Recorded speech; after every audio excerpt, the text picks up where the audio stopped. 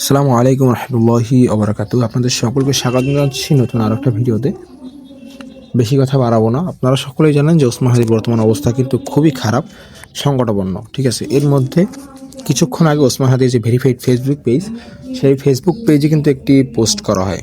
ঠিক আছে, সেই পোস্টে কী লেখা আছে সেটি আমরা এখন পড়ব। আর অপারেশনের বিষয়, ঠিক আছে, সিঙ্গাপুরে তার অপারেশনের এই বিষয়ে নিয়ে একটি ফেসবুক পোস্ট করা হয়েছে। যাই হোক, চলেন আমরা সেই পোস্টটি পরে আসি। প্রথমে লেখা আছে জরুরি, এরপর লেখা আছে ওসমান হাদি এখন জীবন মৃত্যুর সন্ধিক্ষণে দাঁড়িয়ে আছেন। ঠিক আছে, মানে তিনি জীবন মৃত্যুর সন্ধিক্ষণে দাঁড়িয়ে আছেন।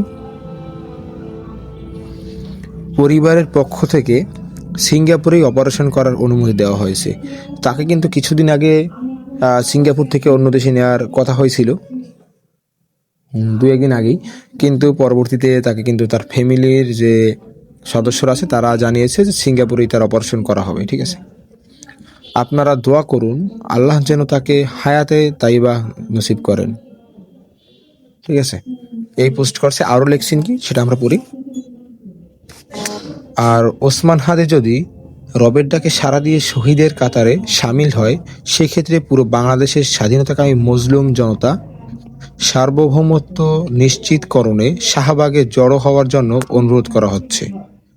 খুনিরা গ্রেপ্তার না হওয়া পর্যন্ত আমরা শাহবাগে অবস্থান করব এবং পুরো বাংলাদেশকে অচল করে দেওয়া হবে। খুনি যদি পালিয়ে যায়, সেক্ষেত্রে ভারত সরকারের সাথে আলোচনা করে যে কোনো মূল্যে তাকে গ্রেপ্তার পূর্বক ফেরত আনা হবে।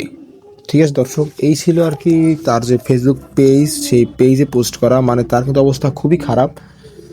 আর সবাই দোয়া করবেন, এটা আর কি এখানে বলা হয়েছে। এখানে কিন্তু বিভিন্ন কমেন্ট করেছেন বিভিন্ন মানুষ, যেমন আছে ম্যাজিক ইংলিশের একজন স্কুলের যে একজন হুজুর আছে স্যার, উনি লিখছে এমন সৌভাগ্য কতজনের হয়, আপনারা হয়তো তাকে চেনেন। যাই হোক, তারপরে আরেকজন কমেন্ট করেছেন হাদি যদি বাঁচে সে আরও শক্তিশালী হয়ে ফিরবে, আর যদি না বাঁচে প্রতিটি ঘরে জন্ম নেবে হাজারো হাদি, চুরাইয়ের হাতিয়ার গর্জে উঠুক আরেকবার।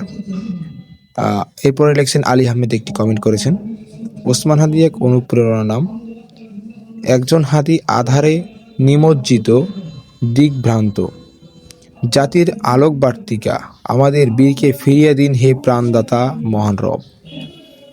এরপরে আনোয়ার টিভি একটি কমেন্ট করেছেন আমরা যদি এই ওসমান হাদিকে হারিয়ে ফেলি তাহলে আগামী 100 বছরও এমন একজন দেশপ্রেমিক হাদি ওসমান হাদিকে পাবো না। দর্শক, এমন কিন্তু খুবই আবেগঘন কমেন্ট করেছেন অনেকেই। যাই হোক, পরবর্তী নিউজ পাওয়ার জন্য অবশ্যই আমাদের সাথে থাকবেন। সকলকে ধন্যবাদ। আসসালামু আলাইকুম ওয়া রাহমাতুল্লাহি ওয়া বারাকাতুহু।